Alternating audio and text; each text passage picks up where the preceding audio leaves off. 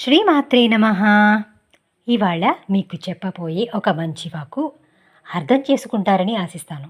ఎందుకంటే స్త్రీలను గౌరవించమని మన దేశ సాంప్రదాయంగా ఎందుకు చెబుతారో అంటే తెలుసుకోండి కాస్త. కొన్ని స్క్రిప్చర్స్‌లో స్త్రీని భోగవస్తువుగా లేదా స్త్రీ పుట్టుకే మహాపాపమని, ఆవిడ జన్మ ఇతరుల పురుషులని ఆకట్టుకునే ఒక నీచమైన థింగ్ అని కొన్ని టెక్స్ట్‌లో మెన్షన్ చేసినట్టు విన్నాను.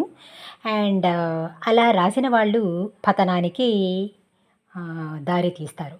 బికాస్ స్త్రీని ఎందుకు గౌరవించాలి అని చెప్తారు. అండ్ స్త్రీలు కూడా స్పెషల్లీ ఎందుకు మంచి విధి విధానాలు, కట్టుబాట్లు అండ్ సాంప్రదాయబద్ధమైన థింగ్స్‌ని ఫాలో చేస్తూ ఒక ఇంట అడుగు పెట్టే వరకు ఎందుకు తల్లిదండ్రుల మంచి థింగ్స్ నేర్చుకుంటూ మంచిగా మెలగాలి అని చెప్తారు అంటే అది స్త్రీకి ప్రకృతి ఇచ్చిన శక్తి. వాళ్ళల్లో ఉన్న చక్రాలలో అపురూపంగా కొన్ని ఎనర్జీస్ ఉంటాయన్నమాట.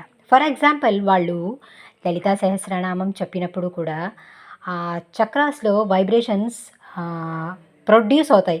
అందుకే కొందరు చెప్తారు లలితా సహస్రనామం చదివినప్పుడు ఆ చక్రాల ప్రకంపన వైబ్రేషన్స్ వాళ్ళకి తెలుస్తుంది. అండ్ బాడీ కూడా కొంచెం ఉష్ణతత్వానికి మారుతుంది అనమాట. అందుకే చెప్తారు Lalita Sahasranamam are powerful mantras కొన్ని ఎవరైనా గురువు వద్ద స్వీకరించిన ఆరల్స్ ఇంట్లో చదువుకున్నప్పుడు బెల్లం పానకంని అమ్మవారికి నివేదించిన తర్వాత తీసుకోమని చెప్తారనమాట. ఇది ఇంకా చెప్పాలంటే స్త్రీని ఎలా చూడాలి అన్నది మన దేశ సాంప్రదాయం చాలా ఉత్తమ వేలో చెప్పిందనమాట. కొందరికి అర్థం కాదు. They just treat women like enjoying kids and like a toys. Some treat them like a very slave type.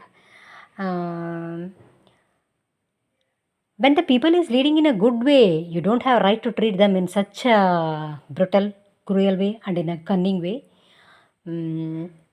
ఎక్కడైతే వాళ్ళని గౌరవించబడతారో అది స్త్రీలకి దేవతా పూజకి ఈక్వల్గానే ఉంటుంది అని చెప్తారు. ఇది నా మాట కాదు. ఎత్ర నార్యస్తు పూజ్యంతే రమంతే తత్ర దేవతః అన్నారు కదా. అంటే ఏంటి? ఎక్కడైతే స్త్రీలను గౌరవిస్తారో అచ్చట దేవతలు నివసిస్తారు లేదా ఆనందంగా ఉంటారు. ఆ ఇంటి ఇల్లి పాదివారు అని అర్థం. ఇది భారతదేశ సంస్కృతిలో మహిళల గౌరవాన్ని ప్రాముఖ్యతను చాటి చెప్పే ఒక సాంస్కృతిక శ్లోకం. ఇక్కడ ఈ శ్లోకాన్ని ఈచ్ అండ్ ఈచ్ వర్డ్కి అర్థం చెప్తాను.